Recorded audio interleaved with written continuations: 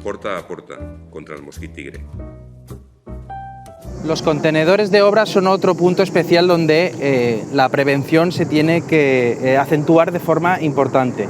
Especialmente si acumulan residuos, como vemos aquí, y recipientes, porque unas simples precipitaciones pueden provocar que tengamos pequeños acúmulos de agua. Aquí vemos varios ejemplos en los que estos recipientes pueden llegar a provocar focos de mosquitos. Y en efecto, aquí tenemos uno de ellos en los que incluso ya hay actividad de larvas de mosquitos, como se puede comprobar.